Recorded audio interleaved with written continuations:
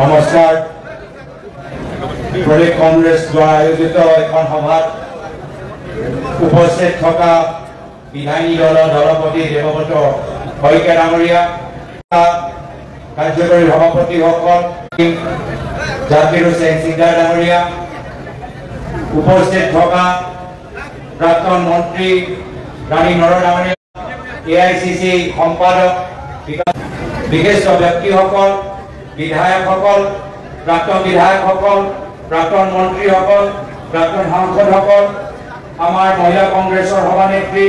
Mira Borthakur ডাঙৰীয়ানী, young ব্ৰিগেডৰ সভাপতি, সেৱা দলৰ সভাপতি ডি বাই ডাঙৰীয়া, যুৱ কংগ্ৰেছৰ সভাপতি জুবেৰ আনন্দ ডাঙৰীয়াকে প্ৰমুখ্যে কৰি ইয়াত উপস্থিত থকা প্ৰদেশ কংগ্ৰেছৰ বিষয়াসকল, জিলা কংগ্ৰেছৰ সভাপতিসকল, বিষয়াসকল, ব্লক কংগ্ৰেছ সভাপতিসকল, বিষয়াসকল আৰু বিভিন্ন অঞ্চলৰ পৰা অহা দলৰ সতীৰ্থসকল, সাংবাদিক বন্ধুসকল, মই প্ৰথমে আমাৰ প্ৰদেশ কংগ্ৰেছৰ সতীৰ্থসকলক, জ্যেষ্ঠসকলক, বিধায়কসকলক, প্ৰাক্তন সাংসদসকলক সকলোকে যোৱা 3 দিনৰ এই কাৰ্যসূচী সুন্দৰকৈ ৰূপায়ণ কৰাৰ বাবে মই নিজৰ আন্তৰিক ধন্যবাদ আৰু কৃতজ্ঞতা জ্ঞাপন কৰিবলৈ বিচাৰিছোঁ। এইখন সভা য'ত ইমান দিনৰ পৰা বৰষুণ দি আছিল, ইমান সুন্দৰ লাগিছে, কিন্তু ইয়াৰ পিছত বহুত কষ্ট লুকাই আছে। এই কষ্ট কৰাৰ বাবে মই মহিলা কংগ্ৰেছ আৰু বিধায়কসকলক আৰু আমাৰ ৰিপুণ বৰা ডাঙৰীয়াক মই আন্তৰিক ধন্যবাদ কৃতজ্ঞতা জ্ঞাপন কৰিছোঁ। লগে লগে যোৱা 3 দিনৰ ভিতৰত বিভিন্ন জিলাৰ কংগ্ৰেছৰ কৰ্মীখিনি, বিধায়কসকল, যুৱ কংগ্ৰেছ, NSY যিদৰে আমাক যোৰহাটৰ পৰা শিৱসাগৰলৈকে, শিৱসাগৰৰ পৰা নগাঁওলৈকে আৰু নগাঁৱৰ পৰা যোৱা সন্ধিয়া গুৱাহাটীলৈকে যি সহায়, যি সহযোগ, যি ত্যাগ, যি বলিদান, যি কষ্ট কৰিছে, মই সকলোকে ধন্যবাদ কৃতজ্ঞতা জ্ঞাপন কৰিছোঁ। আৰু এয়া হ'ল কংগ্ৰেছ দল। কংগ্ৰেছ দল এটা পদবী নহয়, কংগ্ৰেছ দল এজন ব্যক্তি নহয়, কেতিয়াও নাছিল।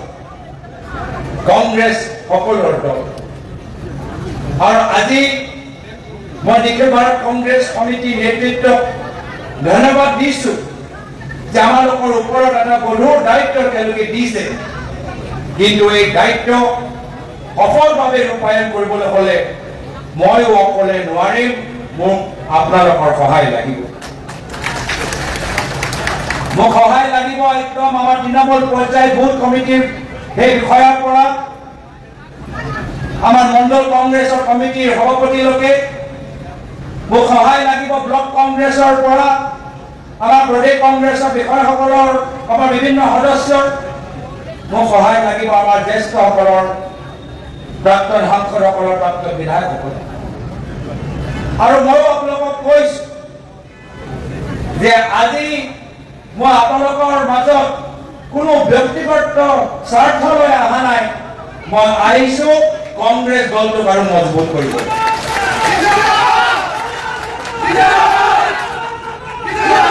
মই কোনো ব্যক্তিগত স্বাৰ্থ লৈ অহা নাই, মই আহিছোঁ মঞ্চত বহি থকা যিমানবোৰ আমাৰ কংগ্ৰেছ দলৰ নেতাসকল আছে, নেত্ৰীসকল আছে, তেওঁলোকৰ হাত মজবুত কৰিবলৈ মই আহিছোঁ।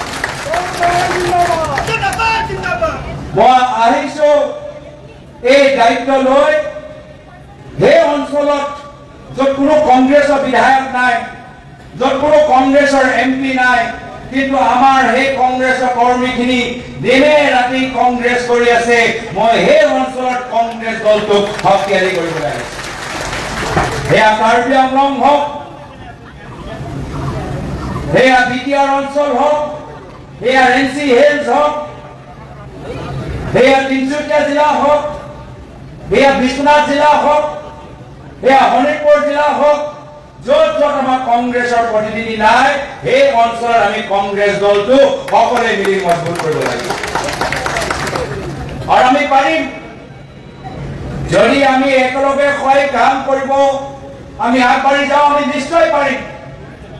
আমি দেখিছোঁ বাৰম্বাৰ তাৰ উদাহৰণ। যোৱা বছৰ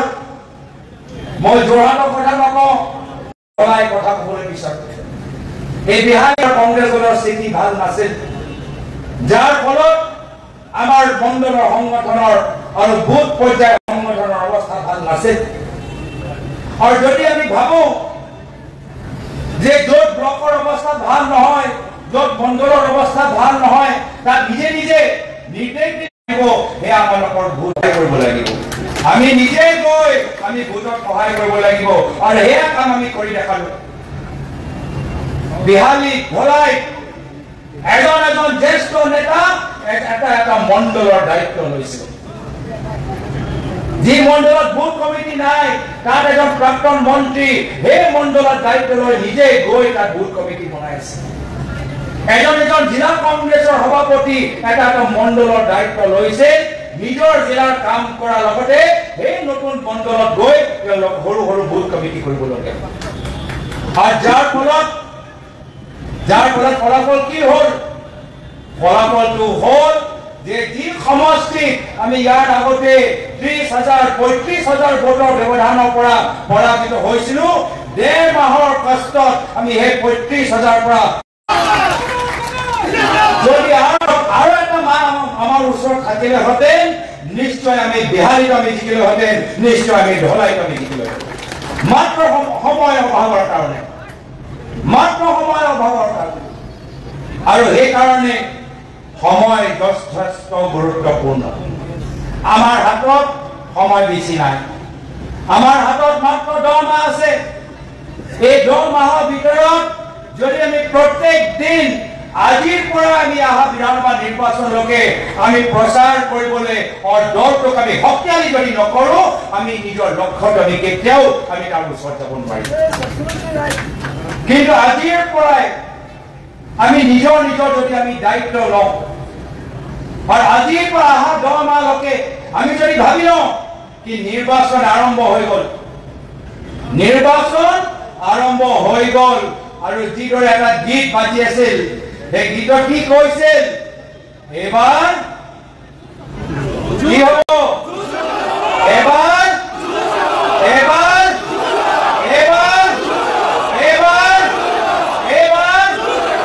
যদি এই কথাটো আপোনালোকে মনত ৰাখিব, নিশ্চয় বিজয় আমাৰ লোকৰ হ'ব।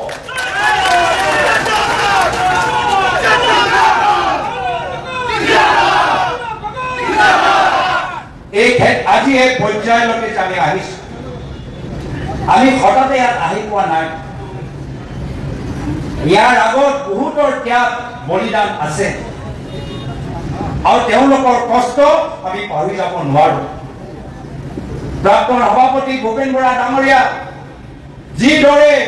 ঐতিহাসিক ধুবুৰীৰ পৰা শদিয়া এই ভাৰত জোড়ো যাত্ৰা অসম কৰিছে, আমি কেতিয়াও পাহৰিব নোৱাৰো। এই যাত্ৰা উদযাপন কৰাৰ বাবে আমি তেখেতক এই মঞ্চৰ পৰা আমি ধন্যবাদ জ্ঞাপন কৰিছো। আৰু ইয়াৰ পূৰ্বে যিমানবোৰ আমাৰ মহান ব্যক্তি আছে, CLP লিডাৰ দেৱব্ৰত শইকীয়া ডাঙৰীয়া আৰু মই 3 দিন আগত যোৰহাটত নামি আমি 2গৰাকী মহান ব্যক্তিক আমি শ্ৰদ্ধাঞ্জলি দিলো। প্ৰয়াত প্ৰাক্তন মুখ্যমন্ত্ৰী হিতেশ্বৰ শইকীয়াদেৱ আৰু প্ৰয়াত প্ৰাক্তন মুখ্যমন্ত্ৰী তৰুণ গগৈদেৱ। এটাই উদ্দেশ্য লয় কি এই 2গৰাকী মহান ব্যক্তি যথেষ্ট জটিল সময়ত কংগ্ৰেছ দলটো ধৰি ৰাখিছিল। এই 2গৰাকী মহান ব্যক্তিৰ পৰা প্ৰেৰণা লৈ আমিও এই সময়ত কংগ্ৰেছ দলটো ধৰি ৰাখিম আৰু পৰৱৰ্তী সময়ত আৰু শক্তিশালী আমি কৰিম। আৰু আমাৰ পৱন সিং ঘাটোৱাৰ ডাঙৰীয়া, ৰকিবুল হুছেইন ডাঙৰীয়াই কৈছে যে কংগ্ৰেছৰ দীৰ্ঘদিনৰ যাত্ৰাত কিমান ঘাত প্ৰতিঘাত আমাৰ দলৰ জ্যেষ্ঠসকলে সন্মুখীন হ'বলৈ গৈছে। ঘাত প্ৰতিঘাত থাকিব। এই 10 মাহৰ ভিতৰতো যথেষ্ট ঘাত প্ৰতিঘাত থাকিব, কিন্তু প্ৰত্যেকখন ঘাত প্ৰতিঘাত নেওচি কংগ্ৰেছ দল আগবাঢ়ি যাব লাগিব। যদি এই বৰ্তমান চৰকাৰ আমাৰ মুখপাত্ৰ ৰিকাম সিং ডাঙৰীয়াৰ ওপৰত ভুৱা কেছ লগাই 1 মাহ যদি জেলত পঠাব পাৰে, তেতিয়া আগন্তুক দিনত আমিও জেল খাবলৈ আমি প্ৰস্তুত হ'ব লাগিব। কিন্তু আমি ভয় নকৰো। বহুতে দিব বহুত আমাৰ মণ্ডলৰ কৰ্মীখিনিৰ ওপৰত হেঁচা তেওঁলোকে প্ৰয়োগ কৰিব বহুতক তেওঁলোকে ফোন কৰি ক'ব যে যদি বিজেপিক যোগ কৰে যদি নিজৰ ব্যৱসায় আৰম্ভ চলি ৰাখিবলৈ বিচাৰে যদি নিজৰ দোকান চলি ৰাখিবলৈ বিচাৰে তেতিয়া বিজেপিক সমৰ্থন কৰক এনেকুৱা বহুত ঘাট প্ৰতিঘাত আহিব কিন্তু মোক মনত পৰে হে বিহালী হে মণ্ডলৰ সভাপতি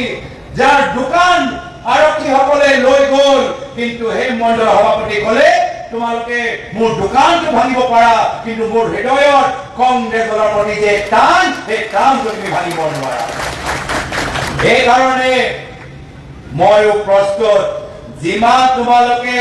আমাৰ ওপৰত ভুৱা কেছ লগাব বিচাৰা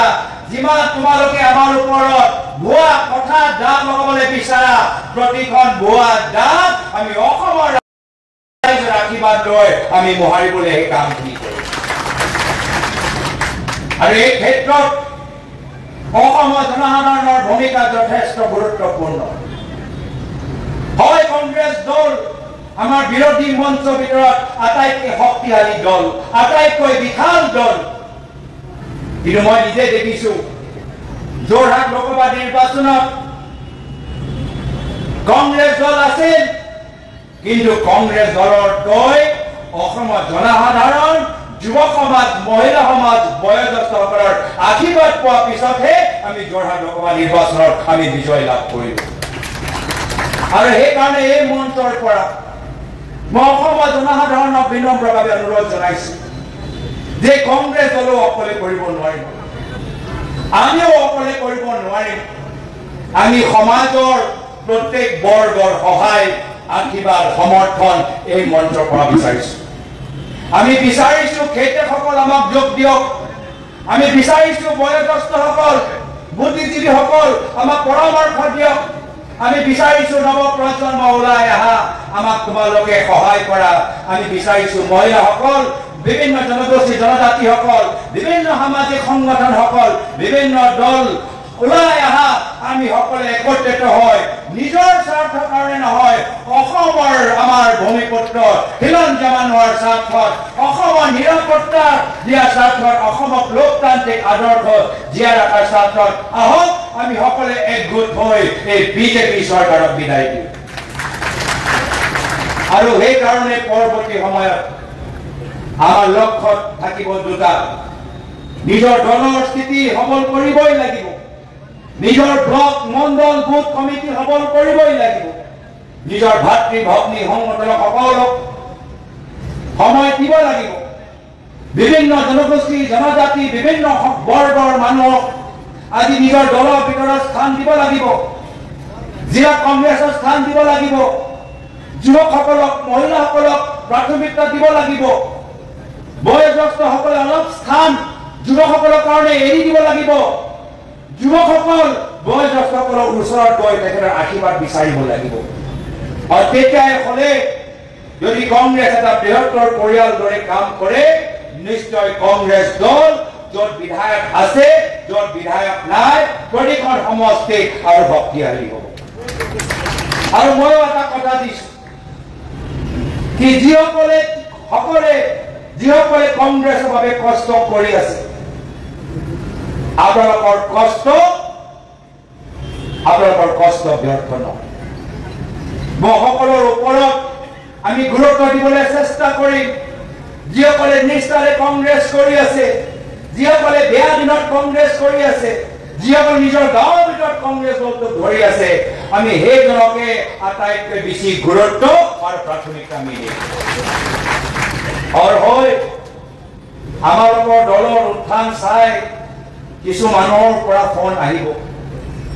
যিসকলে আজি তাৰিখত আমাৰ লগত নাই আমাক এৰি থৈ গুচি গ'ল এতিয়া লাহে লাহে মোক ফোন আহি আছে শুভেচ্ছা দিবলৈ ফোন কৰিছে লগে লগে কৈছে মই কংগ্ৰেছ ঘৰলৈ ঘূৰি আহিবলৈ বিচাৰো প্ৰত্যেক ক্ষেত্ৰত আমাৰ এটাই নীতি থাকিব কি যদি আমাৰ তৃণমূল কৰ্মীখিনি আমাৰ পৰা গুচি যোৱা মানুহখিনি ঘূৰি অহাটো বিচাৰে তৃণমূল কৰ্মীখিনি যদি গ্ৰীণ সিগনেল দিয়ে তেতিয়াই আমি দুৱাৰ আমি মুকলি কৰিম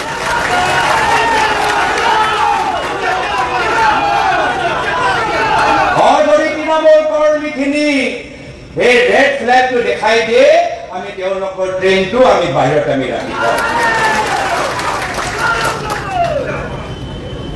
আমাৰ কাম বহুত কৰিবলগীয়া আছে ৰাইজে আমাৰ পৰা যথেষ্ট আশা কৰে আৰু আমিও ৰাইজৰ কাৰণে কিছু নতুন কাম কৰিবলৈ বিচাৰোঁ মাত্ৰ সমালোচনা কৰা আমাৰ উদ্দেশ্য নহয় আমাৰ উদ্দেশ্য হ'ল অসমখনক উদ্ধাৰ কৰা গুণ্ডামিৰ পৰা অসমখনক উদ্ধাৰ কৰা ভয় আৰু ভাবুকিৰ ৰাজনীতিৰ পৰা অসমক উদ্ধাৰ কৰা হিংসা আৰু ঘৃণাৰ আৰু সাম্প্ৰদায়িক ৰাজনীতিৰ পৰা অসমখনক উদ্ধাৰ কৰা এয়া হ'ল আমাৰ উদ্দেশ্য অসমখনক উদ্ধাৰ কৰি আমি অসমখনক আগুৱাই লৈ যাবলৈ বিচাৰোঁ এই অসম হ'ল আমাৰ গুৰুজনৰ অসম মহাপুৰুষ শ্ৰীমন্ত শংকৰদেৱৰ অসম আজান পীৰৰ অসম জ্যোতিপ্ৰসাদ আগৰৱালৰ অসম লাচিত বৰফুকনৰ অসম শ্বহীদ কমলাবাৰীৰ অসম এই অসমৰ ভিতৰত আমি সমন্বয়টো বিচাৰোঁ এই অসমৰ ভিতৰত আমি সম্প্ৰীতি বিচাৰোঁ এই অসমৰ ভিতৰত আমি নিজৰ জাতীয়বাদী চিন্তাধাৰা আমি জীয়াই ৰাখিবলৈ বিচাৰোঁ আৰু এই চিন্তাধাৰাৰ বাবে আমি কোনো বিজেপি দলৰ চাৰ্টিফিকেট আমাক নালাগে দেশভক্তি কি ৰাষ্ট্ৰভক্তি কি দেশভক্তি কি আমাক বিজেপি পৰা চাৰ্টিফিকেট নালাগে যদি দেশৰ কাৰণে কোনো দলে যদি স্বাধীনতা সংগ্ৰামৰ পৰা যদি আজিলৈকে কোনোবাই ত্যাগ আৰু বলিদান কৰিছে এয়া হৈছে কংগ্ৰেছ দল আমাক কংগ্ৰেছৰ পৰা আমাক চাৰ্টিফিকেট লাগে কোনো বাহিৰৰ দলৰ পৰা চাৰ্টিফিকেট নালাগে এইকাৰণে আজি নতুন অসমৰ বাবে চিন্তা কৰাৰ সময়ত আমি গুৰুত্ব দিব লাগিব উচ্চ শিক্ষাৰ ওপৰত আজি উচ্চ শিক্ষাৰ ক্ষেত্ৰত আমাৰ অৱস্থা ভাল নহয় আমি দেখিছোঁ কেনেদৰে পলিটেকনিকৰ লেকচাৰবোৰ তেওঁলোকে আন্দোলন কৰিবলৈ কয় আজি শিক্ষানুষ্ঠানত আমি গম পাই গৈছোঁ যে কেনেদৰে শিক্ষকসকলক আজি সন্মান দিয়া নাই আমি গম পাই গৈছোঁ যে আজি তাৰিখত এনেকুৱা বহুত স্কুল আছে য'ত বাউণ্ডেৰী ৱাল নাই শিক্ষাৰ ওপৰত আমাক বহুত জোৰ দিবলৈ আছে আমাৰ জোৰ দিবলৈ আছে চিকিৎসাৰ ওপৰত আজি বহুতে আজি কৈছে যে মোৰ ওচৰত আয়ুষ্মান কাৰ্ড আছে কিন্তু মই কোনো সহায় পোৱা নাই মেডিকেল কলেজত গৈছে কিন্তু ডক্টৰে কৈছে তুমি অপলো চেন্নাইলৈ গুচি যোৱা বহুত হস্পিটেলত ডক্টৰ আমি পাবলৈ নাই আজি চিকিৎসাৰ ওপৰত জোৰ দিবলৈ আছে আজি জোৰ দিবলৈ আছে গ্ৰাম্য উদ্যোগৰ ওপৰত বৰ্তমান চৰকাৰ মাত্ৰ 4জন ঠিকাদাৰক চিনি পায় কিন্তু গাঁৱৰ ভিতৰত আমাৰ থলুৱা ঠিকাদাৰ যি কংগ্ৰেছ চৰকাৰ দিনত কাম পাইছে এই গোটেইবোৰ কাম কৰিবলৈ হ'লে সকলৰ আমাক সহায় লাগে ভাতৃ ভগ্নী সংগঠন OBC cell social media cell SC cell ST cell Kisan Congress Mazdoor Congress প্ৰতিখন ভাতৃ ভগ্নী সংগঠনক নিজৰ নিজৰ দায়িত্ব ল'ব লাগে আৰু সেইকাৰণে মই শেষত এটাই কথা ক'বলৈ বিচাৰোঁ কি মই অকলে দায়িত্ব ল'লে নহ'ব যিসকল ইয়াত উপস্থিত আছে সকলোৱে নিজৰ নিজৰ দায়িত্ব ল'ব লাগিব ল'বনে ল'বনে ল'বনে এজন বিধায়কৰ নিজৰ দায়িত্ব ল'ব লাগিব এজন সাংসদৰে নিজৰ দায়িত্ব ল'ব লাগিব এজন প্ৰদেশ কংগ্ৰেছৰ বিষয়ে নিজৰ দায়িত্ব ল'ব লাগিব এজন ভাতৃ ভগ্নী সংগঠনৰ বিষয়সকলে নিজৰ দায়িত্ব ল'ব লাগিব এজন ব্লক কংগ্ৰেছৰ সভাপতি নিজৰ দায়িত্ব ল'ব লাগিব এজন মণ্ডল কংগ্ৰেছৰ বুথ কমিটিৰ সভাপতি সম্পাদক নিজৰ দায়িত্ব ল'ব লাগিব আৰু আমি পুনৰবাৰ ৰাইজক ক'ব লাগিব যে কংগ্ৰেছ আহি আছে আহিবই এবাৰ জয় হ'ব কি হ'ব এবাৰ সবকে ধন্যবাদ নমস্কাৰ জনাই ইয়াতে নিজৰ সময় সামৰিছো পুনৰবাৰ আজি গধুৰ দায়িত্ব দিয়াৰ বাবে মালিকাৰ্জুন খাৰ্গে ডাঙৰীয়া কেচি বেণুগোপাল ডাঙৰীয়া জিতেন্দ্ৰ সিং ডাঙৰীয়া নিজৰ আন্তৰিক ধন্যবাদ জ্ঞাপন কৰি প্ৰাক্তন কংগ্ৰেছ সভাপতিসকলক প্ৰাক্তন মুখ্যমন্ত্ৰীসকলক শ্ৰদ্ধাৰে সুঁৱৰি আজি মই নিজৰ চমু দুআষাৰ ইয়াতে মই সামৰিছো ধন্যবাদ জয় হিন্দ জয় অসম।